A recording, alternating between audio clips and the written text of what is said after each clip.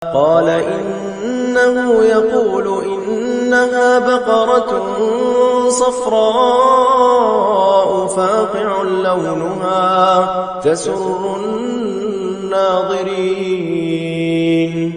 قالوا ادع لنا ربك يبين لنا ما هي إن البقرة شابه علينا وإنا إن شاء الله لمهتدون.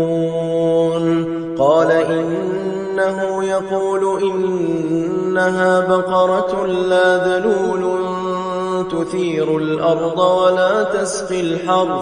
ولا تسقي الحرث مسلمة لا شية فيها.